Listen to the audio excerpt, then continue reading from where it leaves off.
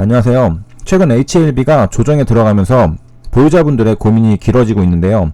매도를 해야 하나, 홀딩을 해야 하나, 아니면 추가 매수를 해야 하나, 이 셋 중 하나일 겁니다. 매수 매도 시기를 가늠하는 지표는 여러 가지가 있겠는데요. 시총을 기준으로 하는 것도 그 중 하나입니다.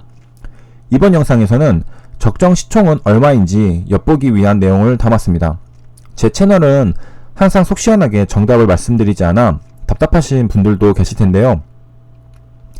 여러 사례를 살펴보고 스스로 판단하는데 그 목적이 있습니다.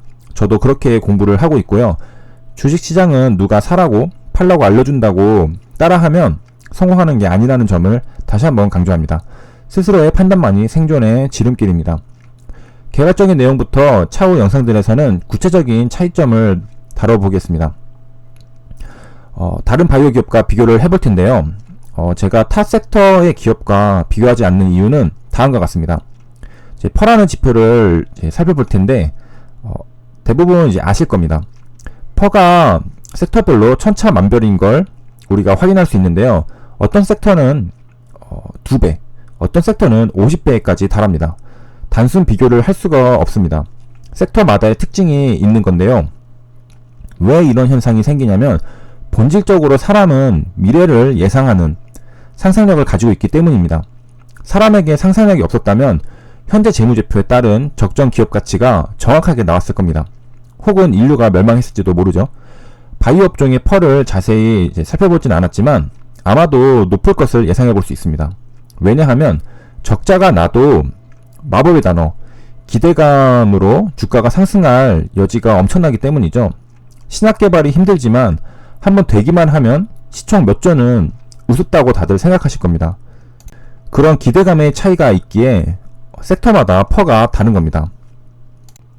퍼에 대해서 간단하게 말씀드리면 프라이스 어닝 레이시오로 내가 몇 년 있으면 본전을 뽑을까라는 의미입니다.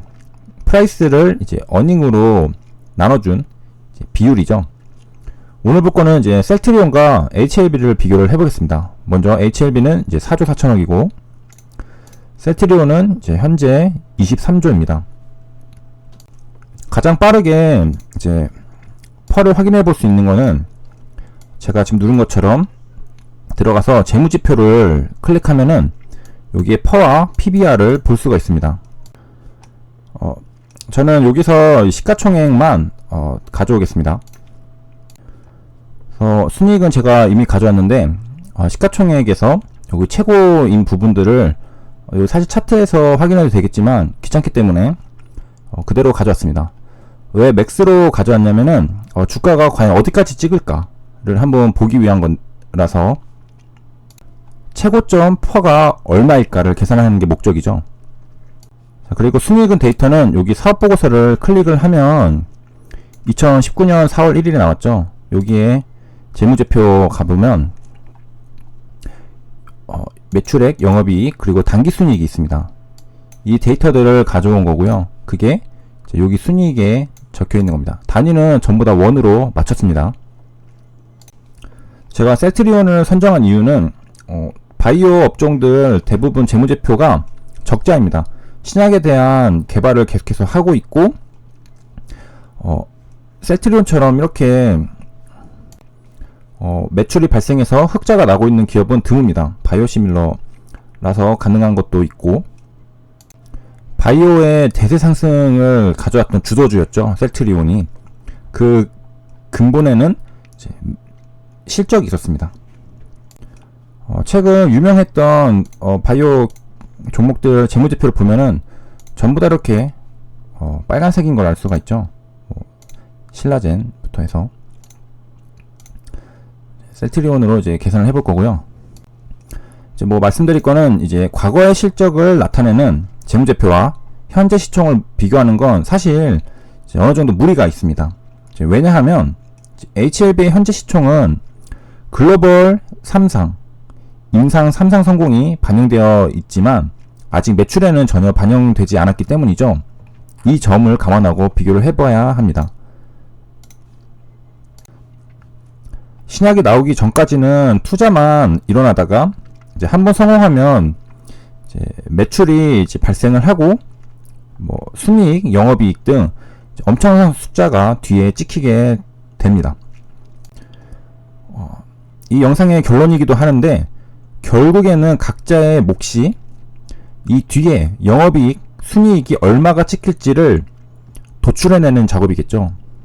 그 숫자를 찍어보고 바이오 섹터에서 퍼가 얼마인지, 평균적인 퍼가 얼마인지를 알고 대입을 해보면 적정 시가총액을 도출해낼 수 있습니다.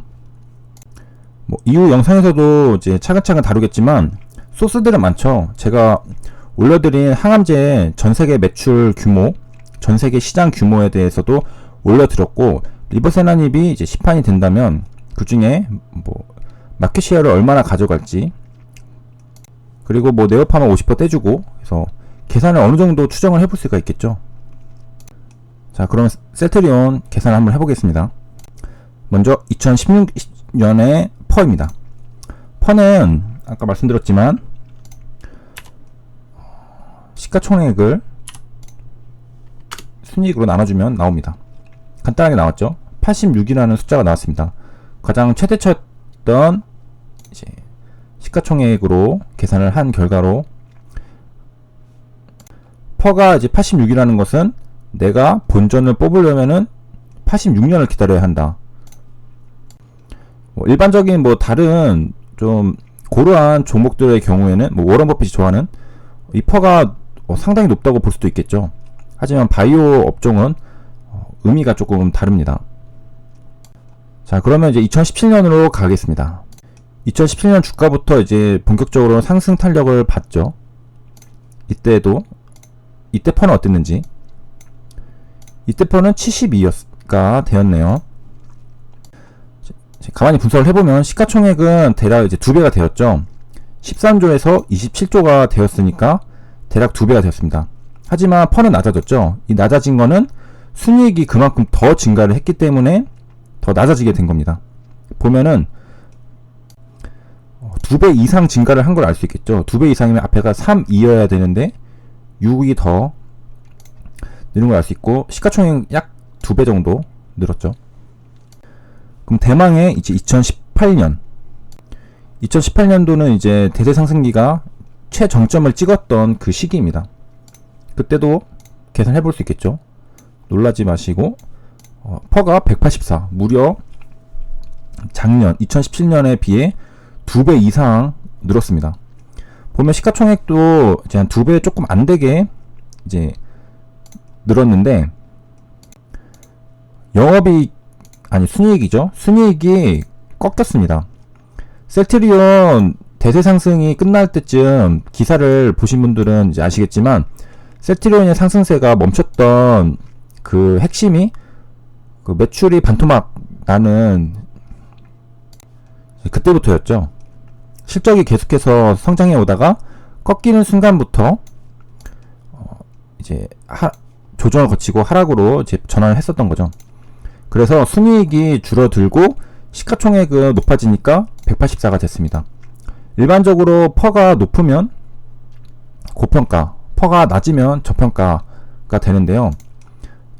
단순하게 논리적으로 생각을 해도 순이익은 줄었는데 시가총액은 높아졌으니까 이 퍼 뭐 가격 이런 거 신경 안 쓰더라도 2017년도에 비해서는 고평가라고 판단할 수가 있겠죠. 헷갈리니까 퍼를 지우고 보면 2017년도보다 18년도가 순이익이 더 줄어들었는데 시가총액은 오히려 더 상승했으니까 가격 메리트는 2017년도가 더 저평가겠죠. 당연한 거겠습니다. 자, 셀트리온의 한 3년치를 이제 살펴봤는데요. 퍼가 대략 한 80에서 100 이상까지도 갈 수가 있구나 라는 것을 우리가 확인을 했습니다. 자, 그럼 HLB는 어떻게 되느냐? 자, 셀트리온의 사례를 통해 퍼가 바이오에서 셀트리온 기준으로 80에서 180 사이로 잡고 계산 한번 해보시면 되겠습니다. 여러분이 할 것은 순이익이 과연 얼마나 찍힐 것인가, 미니멈에서 맥스까지 한번 넣어보시면 시가총액을 도출해내실 수 있을 겁니다. 이 순이익을 계산하는 거는 뭐 애널리스트가 하는 일이지만 여러분들도 뭐 항암제, 뭐 매출 시장, 뭐 여러 가지 자료들이 있죠. 그걸 통해서 한번 계산을 해서 대략 이 정도 순이익이 나오겠구나 넣어보시면 도출해내실 수 있을 겁니다. 시총, 뭐 퍼 이런 내용들은 이후에도 계속해서 다룰 예정이니까 차근차근 저와 함께 숫자를 맞춰 나가시면 되겠습니다. 이상으로 영상 마치도록 하겠습니다. 감사합니다.